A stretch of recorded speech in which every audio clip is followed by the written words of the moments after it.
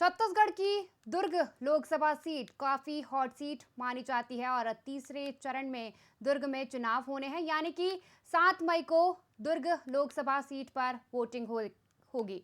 बात की जाए 2019 के लोकसभा चुनाव को लेकर के, तो बीजेपी के विजय बघेल ने जीत हासिल की थी। वहीं 2024 में भी भारतीय जनता पार्टी ने एक बार फिर से विजय बघेल पर विश्वास जताया है और उन्हें मैदान में उतारा है। वहीं कांग्रेस ने राजेंद्र साहू को इस बार टिकट दिया है। 2019 लोकसभा चुनाव में विजय बघेल ने कांग्रेस की प्रतिमा चंद्राकर को हराया था। साथ ही 2014 में यहां से कांग्रेस ने जीत हासिल की थी। कांग्रेस के ताम्रध्वज साहू ने बीजेपी की सरोज पांडे को पटकनी दी थी। तो वहीं 2009 के लोकसभा चुनाव में सीट पर बीजेपी की सरोज पांडे ने जीत हासिल की थी। वहीं दुर्ग में करीब 20 लाख वोटर्स है। इसी पर आज हम चर्चा करेंगे। वीआईपी न्यूज में आप सभी का स्वागत है और मैं हूं आपके साथ आयुषी। दुर्ग की बात की जाए तो दुर्ग में 20 लाख वोटर्स है। इस पर अधिक चर्चा के लिए हमारे साथ बीजेपी से हैं किरण बघेल जी, कांग्रेस से हैं शुभम दुबे जी, हमारे छत्तीसगढ़ ब्यूरो चीफ दुलारे अंसारी जी हैं, राजनीतिक विश्लेषज्ञ हैं हमारे साथ विनोद जी। आप सभी का वीआईपी न्यूज पर बहुत बहुत स्वागत है। मेरा पहला सवाल किरण जी से है। किरण जी, देखिए, विधानसभा चुनाव हुए थे छत्तीसगढ़ में कुछ समय पहले। पहले भी विजय जी को जो है प्रत्याशी बनाया गया था और उनको जो है विधानसभा चुनाव में हार का सामना करना पड़ा था। अब फिर से एक बार उन्हें लोकसभा का प्रत्याशी बनाया गया है। किस प्रकार से फिर से जो है उन्हें जीत हासिल होगी, क्योंकि विधानसभा में तो जनता ने उन पर विश्वास नहीं जताया था। देखिए, ये चुनाव है और चुनाव में हार जीत लगा रहता है। अगर कोई हार जाता है तो इसका मतलब ये नहीं है कि वो बिल्कुल लायक नहीं, या एक बार कोई जीत गया जिसकी इसकी ये कहीं भी अ, पुख्ता नहीं है कि वो हमेशा जीतता है या हमेशा जीतता ही आएगा। एग्जाम्पल के तौर पे आपको बताऊं कि भूपेश बघेल जी को विजय बघेल जी ने एक बार विधानसभा चुनाव में हरा दिया है।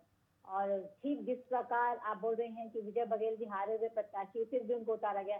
तो मैं फिर एक बार कांग्रेस से ये पूछना चाहूंगी कि ताम्रध्वज साहू को भी तो दुर्ग की जनता ने नकार दिया, फिर भी उनको लोकसभा महासमुंद लोकसभा से सीट दिया गया।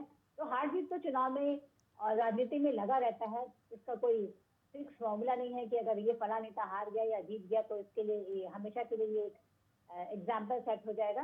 तो रही बात विजय बघेल जी की, तो पिछला चुनाव उन्होंने बहुत लंबे बहुत बड़े मार्जिन 3 लाख करीब मार्जिन से जीता था और बहुत अच्छी पकड़ है उनकी उनकी क्षेत्र जमीनी पकड़ है। और रही बात विधानसभा की, तो वो एक मुख्यमंत्री मौजूदा मुख्यमंत्री से हारे हैं और बहुत करारी हार नहीं, बल्कि मुझे लगता है बहुत एन केन पतरेन जो बोलना चाहिए। एनी हाउ जो भूपेश बघेल की जो सीट उन्होंने अपनी पिछली जीती थी, तो वो भी बहुत उन्होंने बहुत करारी शिकस्त दी थी भूपेश बघेल जी को। और मुझे लगता है कि भूपेश बघेल जी को अपनी सीट में बांध के रखा था विजय बघेल जी ने। वो पिछला विधानसभा चुनाव कोई इजी चुनाव नहीं था भूपेश बघेल जी के लिए। मैं फिर ये कहती हूँ कि दुर्ग लोकसभा में कुर्मी और साहू वोटर्स का बहुत अच्छा दखल है। और मुझे लगता है जिस प्रकार विजय बघेल जी के ऊपर पिछली बार 3 लाख मतों से जनता ने भरोसा जताया था, तो मुझे लगता है इस बार भी जनता उन पर भरोसा करेगी और पुनः विजय बघेल की इस सीट से जीत कर आएंगे। जी, दुलारे जी का सवाल था। दुलारे जी, आप ले लीजिए क्या। जी, मुझे लगता है कि जब आप बड़े-बड़े वादे करते हैं कि विश्व की सबसे बड़ी पार्टी बीजेपी, आप ये कहते हैं कि विश्व में विश्व गुरु जो है वो नरेंद्र मोदी जी हैं। तो मुझे लगता है कि इन बातों पे विचार करना चाहिए कि आपके पास प्रत्याशी के तौर पे चेहरे नहीं। आपने कोरबा भेज दिया सरोज पांडे को। क्या कोरबा से कोई बड़ा चेहरा नहीं था? और यही बताता है कि पिछले विधानसभा में कार्यकर्ता बहुत नाराज दिखे बीजेपी से और इस बार लोकसभा चुनाव में भी बहुत बड़े पैमाने पर कार्यकर्ता नाराज है। कार्यकर्ताओं की नाराजगी इतनी ज्यादा है कि सूत्र कि 4 मंत्रिमंडल में से 4 मंत्रियों के नाम हटाने हैं और नए 4 मंत्रियों के नाम जोड़ने हैं। तो क्या मुझे लगता है कि दुर्ग में आप सरोज पांडे को लड़ा सकते थे।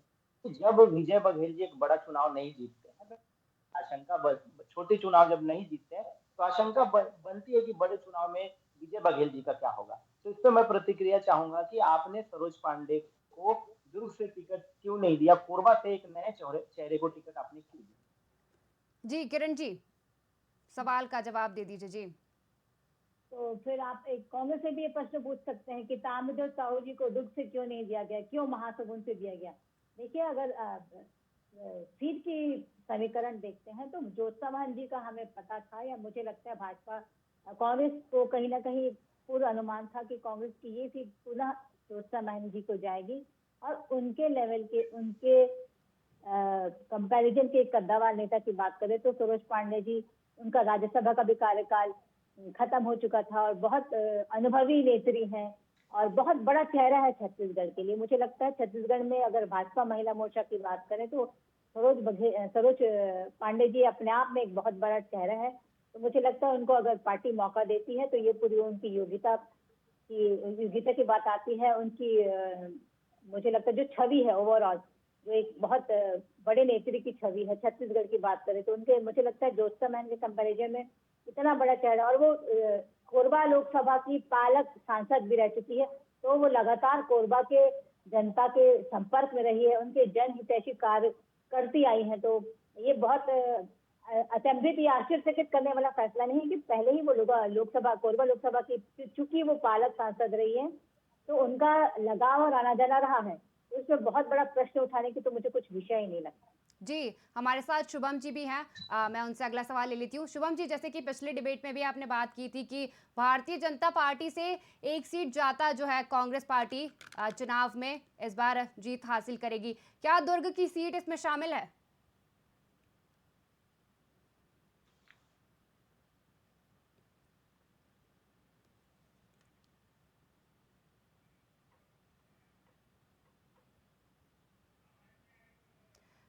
शुभम जी की आवाज़ हम तक नहीं पहुंच पा रही है। शुभम जी से हम दोबारा इसी प्रश्न पर बातचीत कर लेंगे। हमारे साथ छत्तीसगढ़ के ब्यूरो चीफ दुल्लारी अंसारी जी भी बने हुए हैं, उनसे मैं ले लेती हूं अगला सवाल। देखिए, छत्तीसगढ़ में चुनाव होने वाले हैं, कहीं ना कहीं विकास के मुद्दे जो है बड़े महत्वपूर्ण होते हैं चुनाव में। क्या कुछ कहेंगे, किस प्रकार का विकास छत्तीसगढ़ में देखा गया? आवाज अब क्लियर आ रही है? जी आ रही है? जी शुभम जी। जी, पहले मैं शुभम जी से सवाल ले लेती हूँ। शुभम जी, जिस प्रकार से आपने पहले भी कहा था कि भारतीय जनता पार्टी से एक सीट ज्यादा कांग्रेस की सीट इस बार, मतलब कांग्रेस ज्यादा सीटों पर जीतेगी, क्या दुर्ग भी शामिल है इसमें? निश्चित तौर पर दुर्ग एक ऐसा क्षेत्र रहा है जो औद्योगिक क्षेत्र के रूप पर छत्तीसगढ़ में प्रसिद्ध है। छत्तीसगढ़ का जो दुर्ग लोकसभा सीट है वो पाटन से लेकर के अहिवारा तक कवर करता है, नवागढ़ और बेमेतरा भी जाता है। जब विधानसभा में कांग्रेस की सरकार थी, हमारी सरकार थी, तो हमने पाटन में महात्मा गांधी विश्वविद्यालय दिया। हमने साजा और बेमेतरा में प्रदेश का सबसे बड़ा मंडी बनाया। तो ऐसा तमाम काम हमने दुर्ग लोकसभा क्षेत्र में किए हैं। और 2019 में छलावा छल करके कांग्रेस के प्रत्याशी को हराया गया था भारतीय जनता पार्टी के द्वारा। निश्चित तौर पर हम इस बार जीत करके आएंगे और बहुत 1 लाख प्लस के मार्जिन से जीत करके दुर्ग में हम आएंगे, क्योंकि जिस प्रत्याशी को हमने वोट दिया है वो बाहुल्य प्रत्याशी है, राजेंद्र साहू जी। कहीं भी दुर्ग लोकसभा में हमें नहीं मानकर चल रहे हैं कि हम पीछे रहेंगे। दुर्ग लोकसभा सबसे पहली सीट होगी जो हम सबसे ज्यादा मार्जिन से जीतेंगे। जी, वहीं हमारे साथ बीजेपी से भी बनी हुई है किरण जी। किरण जी, क्या कुछ कहेंगे इस पर, शुभम जी के बयान पर, कि शुभम जी ने कहा है कि दुर्ग की सीट जो है वो इस बार जीत रहे हैं?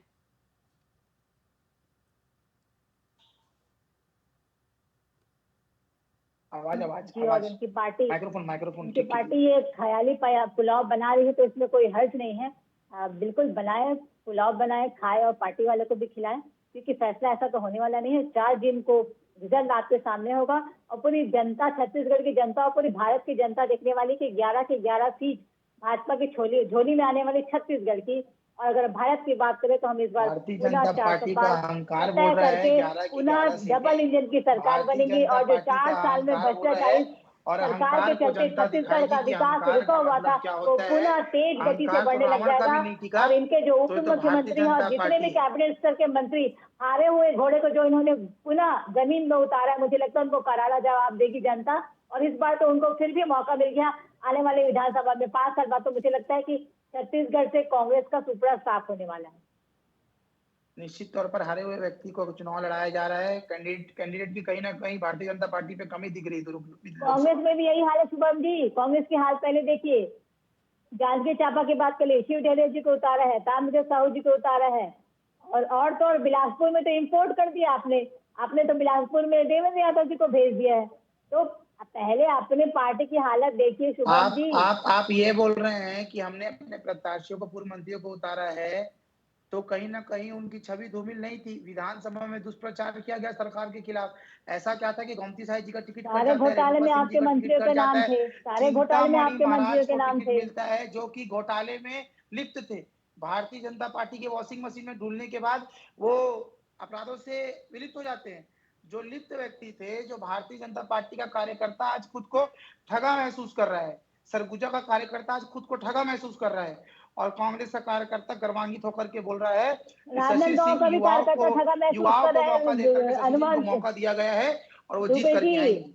आज जब चिंतामणि भूपेश महाराज बघेल भारतीय जी जनता पार्टी प्रत्याशी के घोषणा होने के वॉशिंग बाद मशीन में ढूल राजनांदगांव करके, जाते हैं तो बड़े भारतीय मंच से जनता उनका पार्टी के विरोध वॉशिंग होता मशीन है। में ढूल करके राजनांदगांव ये के साबित हो कार्यकर्ता गया कहीं ना कि कहीं अपने आप चिंतामणि को ठगा महाराज एकदम महसूस कर सत्ता रहे हैं। सही है। सार्वजनिक सरगुजा मंच के पे जितने भी कार्यकर्ता थे भूपेश उनका बघेल कहीं का ना विरोध कहीं होता है। पार्टी ने आपके पास आप तो सिर्फ अवहेलना नेताओं को की है। इम्पोर्ट कर रहे हैं, किसी को महासमुंद से उतारे हैं, किसी को दुर्ग से क्षेत्र से उतारे, आनंद के विधायक को आप जांजगीर भेज दिए हैं, दुर्ग के प्रत्याशी को आप महासमुंद भेज दिए हैं।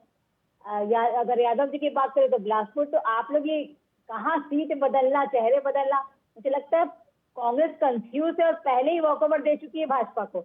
यही कारण है कि हार पवन के सिंह को डर से आसनसोल से चिल्लाकर टिकट दिया गया, उलूल बयान पवन दे सिंह रही को है। आसनसोल से टिकट दिया गया, रवि किशन को गोरखपुर से टिकट दिया गया, नरेंद्र मोदी जी खुद गुजरात से आते हैं लेकिन वाराणसी से लड़ते हैं। तो ये चीजें कहाँ से आती है? देखिए, लोकसभा चुनाव में जब प्रत्याशी डिक्लेयर करती है पार्टी, तो सारे समीकरणों को देख करके करती है। इसमें कोई कहीं का आदमी कहीं लड़ सकता है, ये बात तो चुनाव आयोग ने नहीं दिया है। तो मुझे लगता है कि सबको मौका जिस प्रकार से पार्टी देती है उस प्रकार से होना चाहिए। जी शुभम जी, देखिए आप जीत का दावा कर रहे हैं, वही यदि मैं बात कर लूँ इंदौर की, तो इंदौर में जो है अक्षय बम, उन्होंने आज ही भारतीय जनता पार्टी में सदस्यता ले ली है और जो है उन्होंने अपना नामांकन जो दाखिल किया था वो भी पर्चा वापस ले लिया है। क्या कुछ कहेंगे इस पर? फिर क्यों भारतीय जनता पार्टी में कांग्रेस के नेता शामिल हो रहे हैं? मैं आपको बता रहा हूँ, बूंदी के लड्डू और घी की मिठाई का छलावा देकर के भारतीय जनता पार्टी के नेता उन व्यापारियों को अपनी ओर आकर्षित कर रहे हैं जो कि जनता की सेवा करना चाहते थे। आपने बम की बात की, आवाज एक तरफ आपको लड्डू मिल रहा है, तो एक तरफ आप ये भी बताइए कि एक तरफ आप अपने लोगों को ही रोकने में नाकामयाब है। देखिए, मैं आपको एक चीज बता रहा हूँ। आज जो आप अपनी बात अपने लोगों को नहीं समझा पा रहे, आप अपना विजन लोगों को नहीं समझा पा रहे, आप अपना धैर्य लोगों को नहीं बता पा रहे, आप अपना डेवलपमेंट लोगों को नहीं बता पा रहे। जो पार्टी 70 साल राज करेगी उसे बताना होगा कि 70 साल में उसने क्या काम किया। आज बीजेपी पार्टी के सामने आप बहुत छोटी पार्टी हो गए हैं और देश की, विदेश की, सब विश्व की सबसे बड़ी पार्टी बनकर उभरी है। तो इसमें आपको मानना पड़ेगा कि आप कहीं ना कहीं नाकामयाब है। देखिए, बात अगर छोटे पार्टी की है और पैसे की तुलना की जाए तो निश्चित तौर पर कांग्रेस पार्टी ये बोल सकती है कि जनता के बीच खड़ी होने वाली पार्टी अगर छोटी पार्टी होती है तो हम छोटी पार्टी हैं। हम इलेक्टोरल बॉन्ड में इतने करोड़ों का घोटाला नहीं करते। और आप बात कर रहे थे कि देखिए, ये इलेक्टोरल बॉन्ड का बहाना ना बताइए। 500 करोड़ बहाना, इसमें बहाना क्या? देखिए, जिन सिद्धांतों पे आपको भी मिला है, 6,000 के बॉन्ड में उनको 2,500-3,000 करोड़ का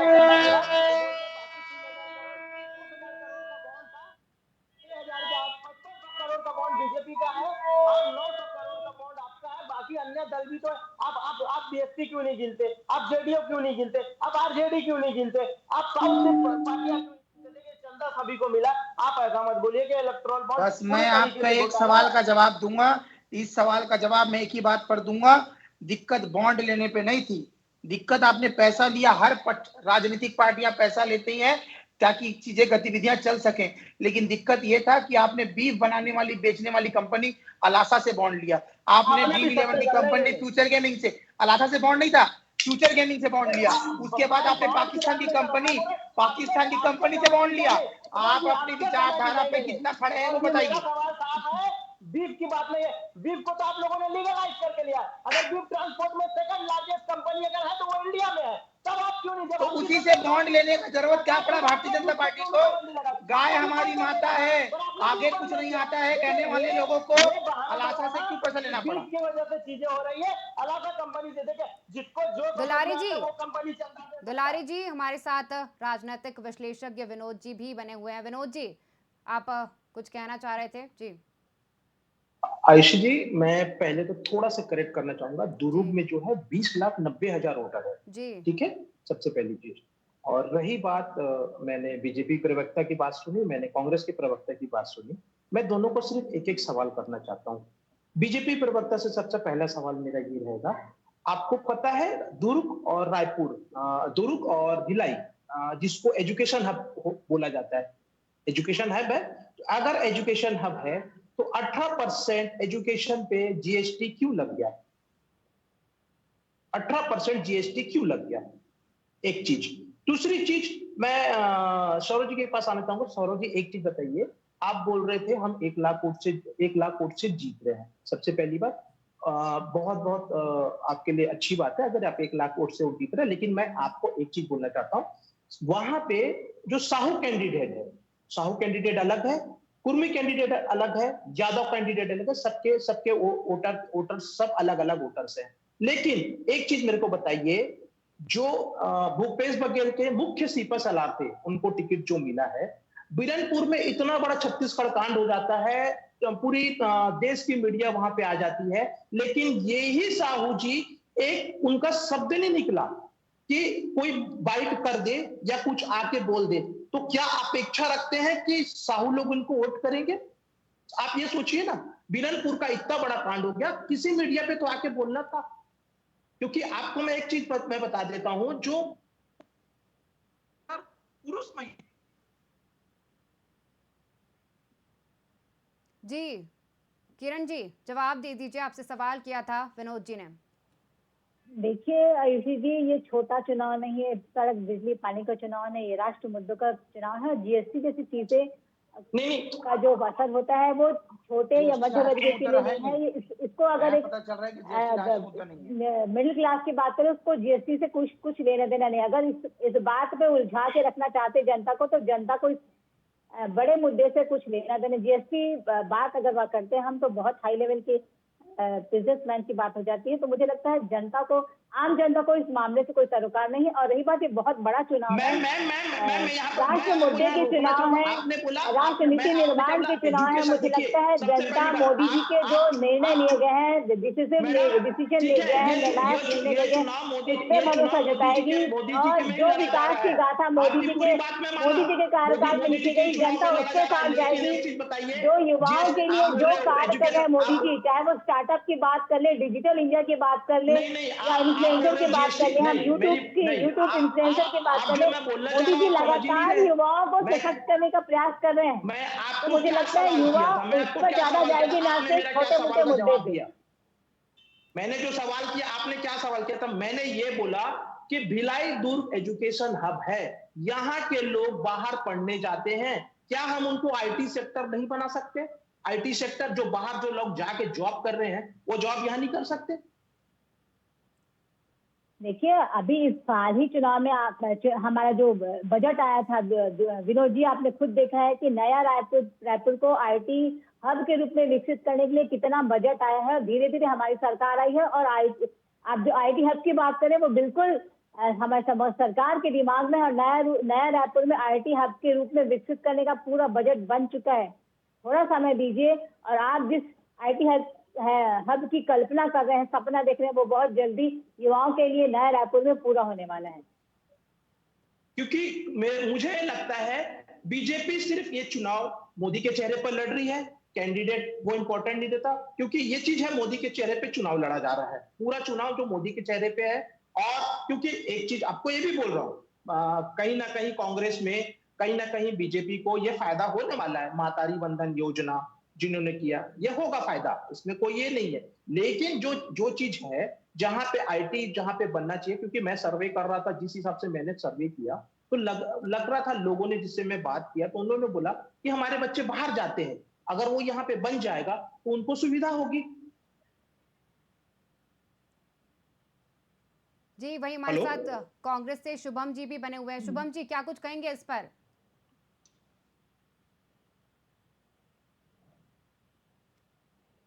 शुभम जी।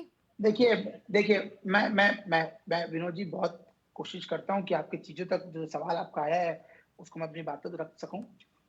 आपने बात की बिरहनपुर की। देखिए, कांग्रेस पार्टी का मैं आपको सिद्धांत बताता हूँ, संविधान हमारा सिद्धांत है। आपने बात की, भारतीय जनता पार्टी सब जानते थे कि ध्रुवीकरण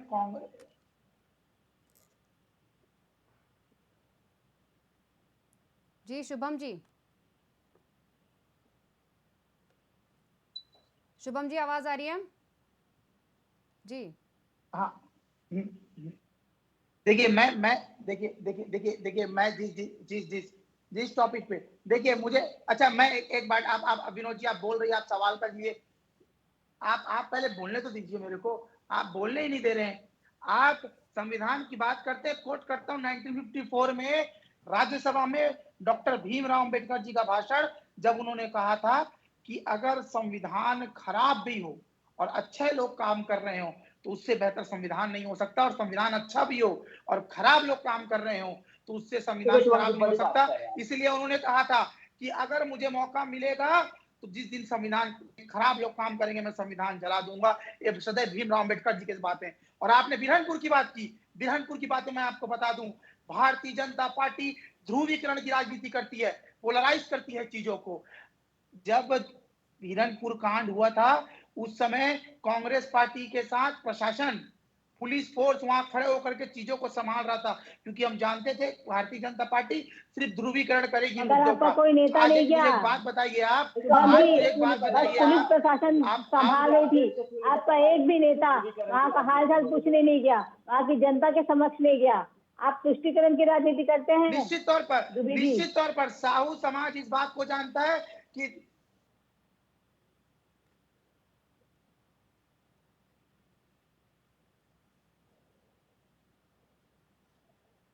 नहीं, तो निश्चित तौर पर मैं आपको बता दूं, सिर्फ बिरहनपुर क्यों, वो साहू समाज को अभनपुर में वो साहुओं के साथ किया गया वो पानी बौछार भी याद होना चाहिए, महासमुंद में किया गया लाठीचार्ज भी याद होगा।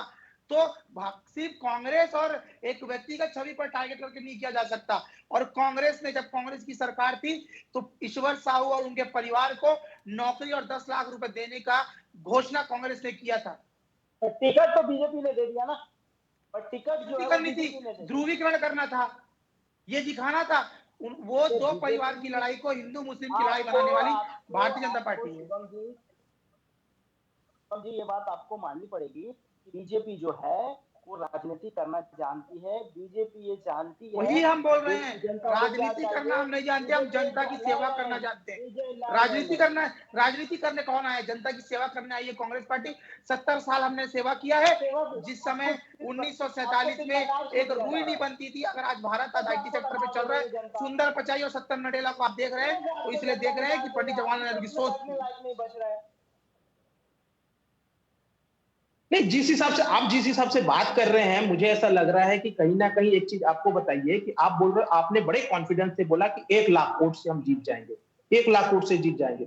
मुझे तो कहीं, जब मैं जहाँ पे सर्वे किया, मैं जहाँ पे बात किया लोगों से, तो मुझे तो ऐसा कहीं नहीं लगा कि मतलब कहीं ना कहीं, क्योंकि क्या हो रहा है, एक जो विजय बघेल जी हैं और जो साहू जी खड़े हैं, वो कहीं ना कहीं एक कनेक्टिविटी के ऊपर है। विजय बघेल 5 साल लोगों से मिले हैं, लोगों से मिले, और आपको इनको ऐसा जब लग रहा है, इनको आप एक इनको बात इनको आप इनको नहीं, मैं ग्राउंड, मैं आपको बता रहा हूं, मैं ग्राउंड घूम चुका हूं, तभी मैं इतनी कॉन्फिडेंस के साथ बात कर रहा हूं। मैं और एक चीज आपको मैं बोल रहा हूं, पहली बात, इनको नागरिक सहकारी बैंक का जो अध्यक्ष बना गया था, उनको उसमें भी कोई बहुत बड़ी उपलब्धि नहीं हासिल हुई। इन्होंने नागरिक सहकारी बैंक का जो भूपेश बघेल के जो मुख्य सीपे सलार थे साहू, उनको बनाया गया था, उनका भी ऐसा कोई ये नहीं चाहिए। लेकिन कहीं ना कहीं जब एक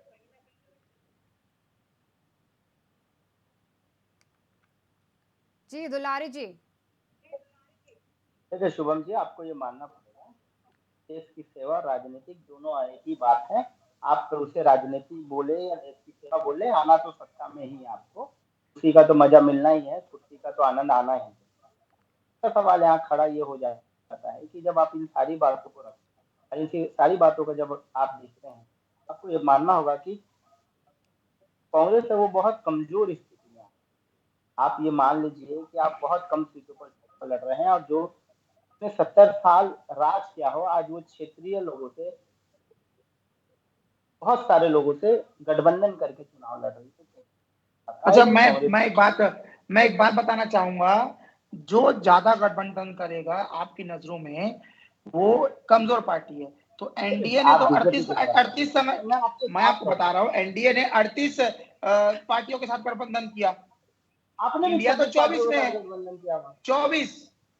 24 में किया आपने। ये तो आपके आपने गठबंधन वाले आप सब छोड़ छोड़ के क्यों जा रहे हैं? आपने जो गठबंधन किया था, वो गठबंधन आपने तो एक बहुत बड़ा रैली किया था, सब हाथ में हाथ मिला के, आपका एक ही आज मिशन भी कर था। रहे हैं, आज भी आज आज भी कर रहे हैं, आज भी आज भी कर रहे आज हैं। भी आज भी आज भी लोगों को यूपी में एक नारा दिया जा रहा है कि शुक्रवार के दिन नमाज नहीं, इलेक्शन चाहिए। मतलब उन्होंने एक चीज है कि मोदी को लेके उन्होंने इतना बड़ा एक किया, कैंपेनिंग किया कि नमाज नहीं पढ़ना है, लेकिन हमको वोटिंग करना है। अच्छा, मतलब मोदी के मुझे खिलाफ एक बात इतनी बड़ी बताइए, है। उन्नाव आईजी का एक ट्वीट वायरल होता है। उन्नाव आईजी कहते हैं कि शुक्रवार का दिन है, नमाज पढ़ के मुसलमान बाहर निकलेंगे, तो उनको रोक देना, कहीं जाकर के वोट ना दे। उन्नाव आईजी का ट्वीट वायरल है, आप जाकर के ट्विटर में खोल करके देखिए। ध्रुवीकरण कौन कर रहा है? कौन सी पार्टी कर रही है ध्रुवीकरण? हमने कभी तो हिंदू मैं वही बोल रहा हूँ, आप मुसलमान देश ये को नहीं किया, बताने हम में लड़ाई नहीं असफल लाई। क्यों? भाईचारा का संदेश आप देने वाली देश को कांग्रेस बताने में पार्टी असफल है। क्यों है? आप क्यों नहीं देश को बताते, आप क्यों नहीं देश को दिखाते कि ध्रुवीकरण की राजनीति हो रहा है? क्योंकि आप क्यों नहीं आज के बीजेपी डेट में मीडिया बीजेपी के बिक चैनल चुकी जितने है। बोलते हैं, मीडिया आप बीजेपी को नहीं चौथा बोलते, स्तंभ क्यों नहीं नहीं है, बोलते? चौथा स्तंभ आज देखो अदानी और आपको अंबानी हो आज चुके हैं। नहीं, शुभम जी, आज मीडिया पे आप शुभम जी, सवाल नहीं मीडिया उठा को सकते, मीडिया जनता की आवाज उठाती है। आप मीडिया को ऐसे नहीं कह मैं सकते। वही और तो बोल रहा हूँ, जनता का आवाज मीडिया नहीं उठाए। नहीं, बिल्कुल नहीं। जनता का आवाज मीडिया उठाए। नहीं, जनता का आवाज मीडिया उठाए, उसी के लिए मीडिया है। जी बिल्कुल, और मैं जनता की चुनिंदा ही मीडिया को आवाज बोल उठा रहा रही हूँ, है मैं किसी शुभम जी। व्यक्तिगत जन शेम ऑन यू नहीं शुभम नहीं जी। व्यक्तिगत आपको जब व्यक्तिगत एक चैनल कांग्रेस को का नहीं। पक्ष रखने के लिए बुलाया गया और आप अपना जी पक्ष रखते हुए मीडिया को किरण बदनाम जी, कर रहे हैं, यही किरण जी से कांग्रेस अगला का सवाल ले चार लेती हूँ। चरित्र दुलारी जी, चेहरा है। चार चरित्र चेहरा यही है। दुलारी आयुषी जी, जी, आप देख सकते हैं भरे सभा में, भरे डिबेट में शुभम जी आप पर आरोप लगा रहे हैं, तो भाजपा के ऊपर तो कितना आरोप लगाते हैं। यही इनका चार चरित्र और चेहरा है। तुष्टिकरण की राजनीति करते हैं, सिलेक्टिव राजनीति करते हैं। जिस प्रदेश में इनकी सरकार आती है वहां का ईवीएम ठीक रहता है, जिस प्रदेश में इनकी सरकार नहीं आती वहां ईवीएम बदल दी जाती है।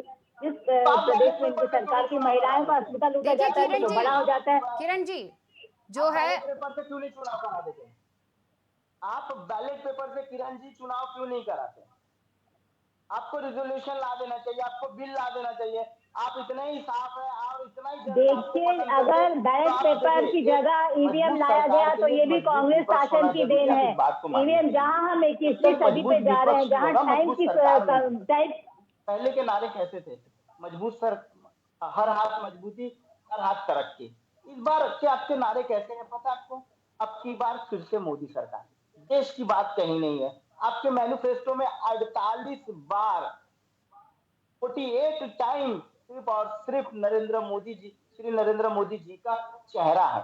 तो ये क्या दर्शाता है कि एक बड़ा ब्रांड खड़ा करने की कोशिश कर रहे हैं। आप चुनाव नहीं लड़ रहे, ब्रांड हो गया है एक मोदी जी, बीजेपी एक ब्रांड हो गई है।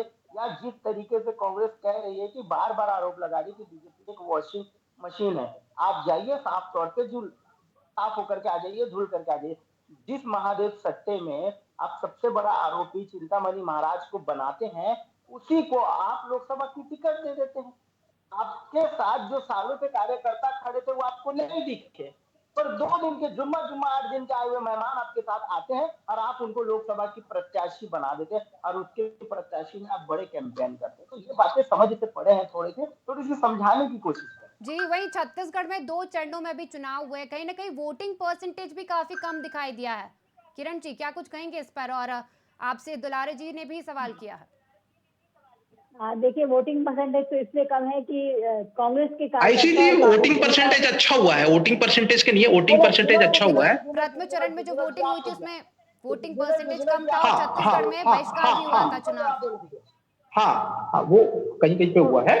आयुषी जी, मुझे लगता है कांग्रेस की नेता और कांग्रेस का कार्यकर्ता डर की हार से घर से बाहर ही निकले और कहीं ना कहीं वोट डालने ही नहीं गए, मुझे लगता है। तो इसलिए वोटिंग ये कोई तथ्य नहीं है, ये कोई रही तथ्य नहीं है कि कांग्रेस के कार्यकर्ता घर से बाहर बात नहीं निकले इसलिए अभी वोटिंग नहीं हुई। मतलब अभी जो समझ पूछा से जा रहा परे था ये बात तथ्य किस प्रकार मोदी का जी है। के बारे में, तो डेफिनेटली मोदी जी आज एक ग्लोबल लीडर के रूप में उभर चुके हैं। पूरा विश्व आज भारत को और मोदी जी को उम्मीद की नजर से देख रहा है। अगर गिनी के प्रधानमंत्री प्रोटोकॉल तोड़ते हुए पैर छूते हैं तो ये कोई आम बात नहीं है।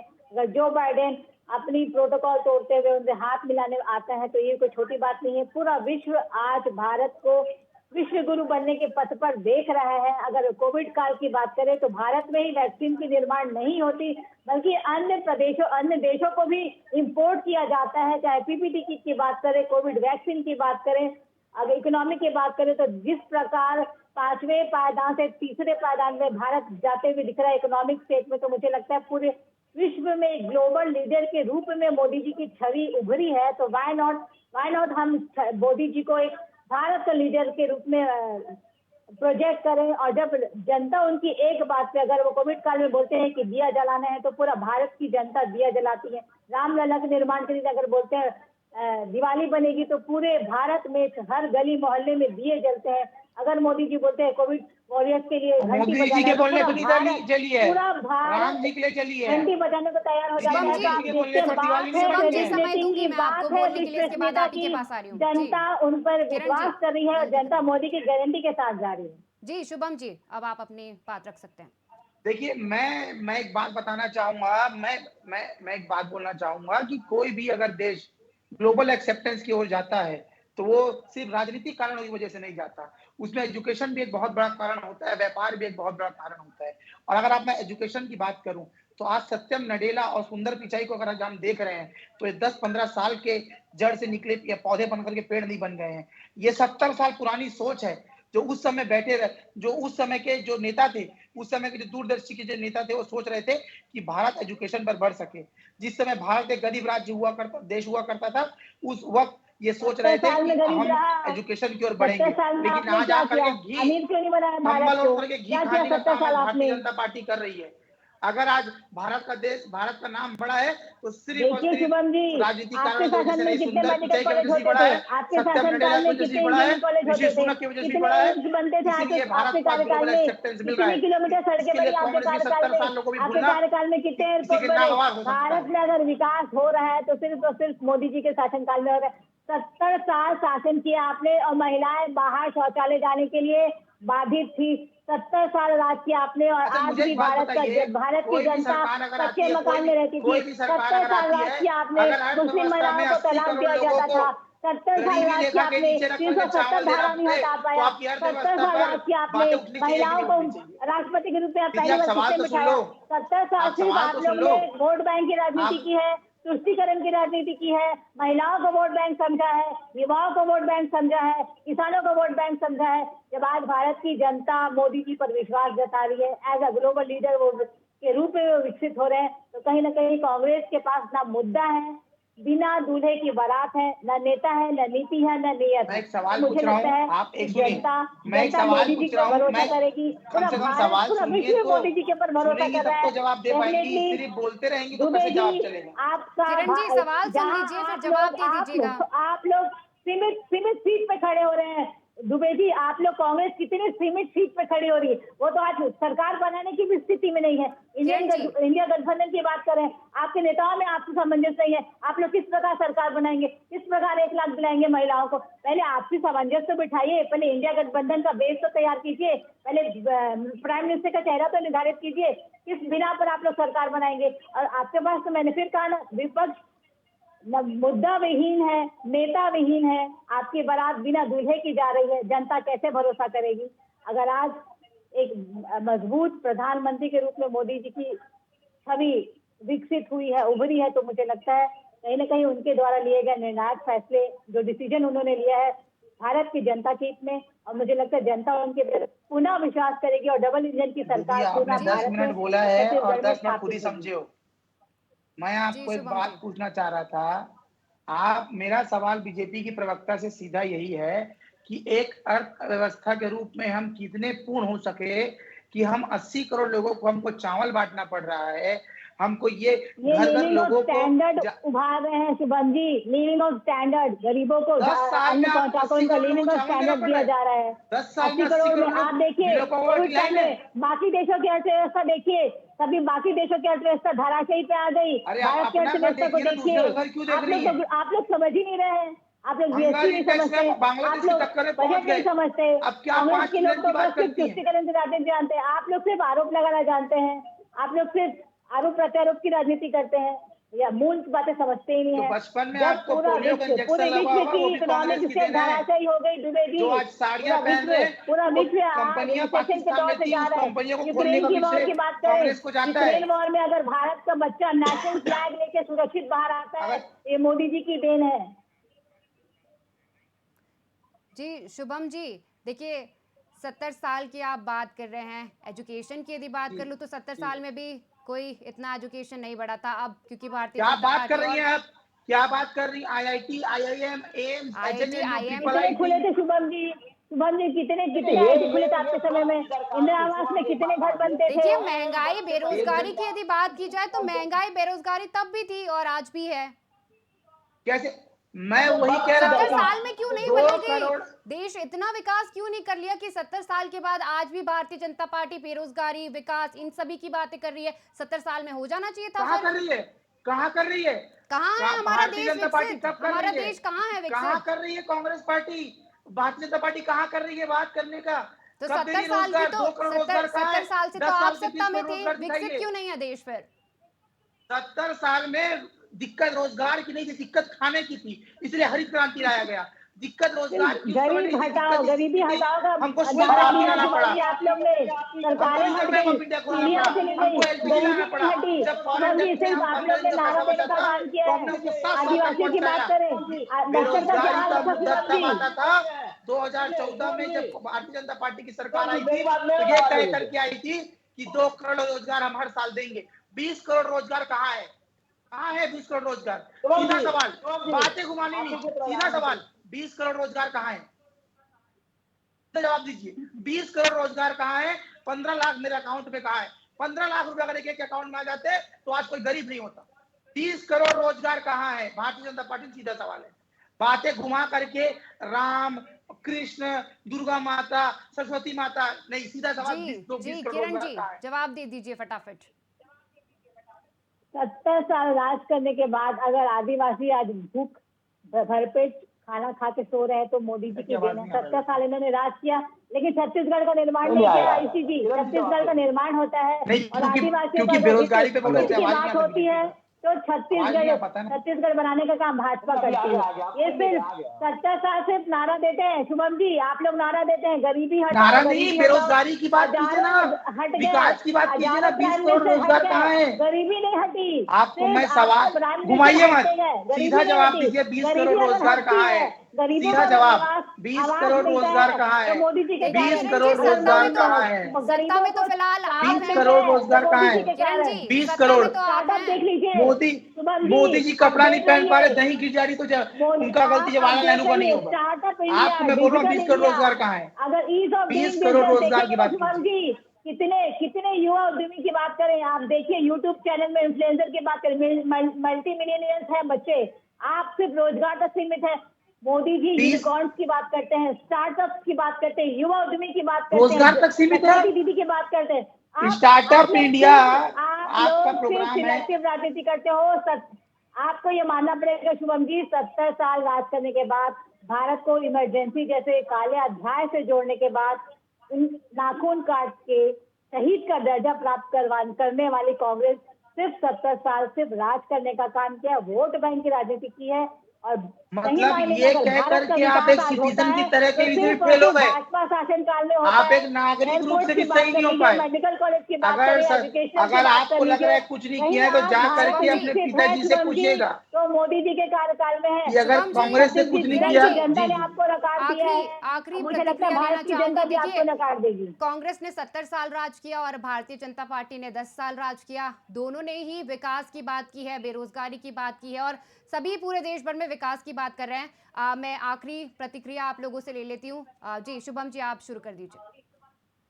देखिए, बात दुर्ग लोकसभा की थी। दुर्ग लोकसभा पाटन से बेमेतरा नवागढ़ तक आता है। हमने विधानसभा 5 साल हमको मौका दिया जनता ने।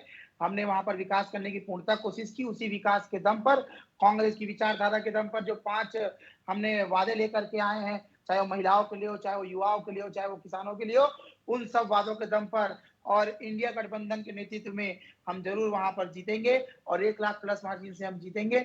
और भारतीय जनता पार्टी का जो दुष्प्रचार है, जो ध्रुवीकरण है, वो बहुत जल्द खत्म हो जाएगा दुर्ग लोकसभा में। मैं राजेंद्र साहू जी को अग्रिम बधाई देता हूँ जीत की। जी किरण जी।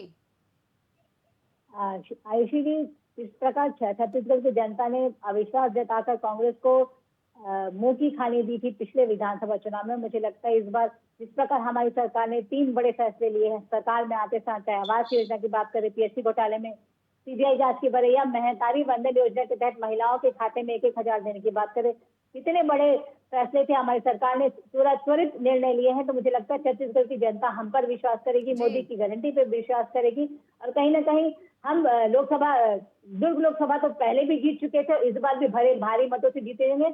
और जी। शुभम जी लोग जो मुंगेरी लाल के हसीन सपने देख रहे हैं, मुझे लगता है सपने देखने में कोई बुराई नहीं। जी विनोद जी, फटाफट आप अपनी आखिरी मैं प्रतिक्रिया दे दीजिए। मैंने दोनों को सुना, कांग्रेस को भी सुना, बीजेपी को सुना, और एक चीज तय है कि कॉन्फिडेंस और ओवर कॉन्फिडेंस के बीच में एक बहुत छोटा सा धागा रहता है। अब शुभम जी ने बिना वोटिंग किए उन्हें 1 लाख की अग्रिम बधाई दे दी, ये बोलता ओवर कॉन्फिडेंस।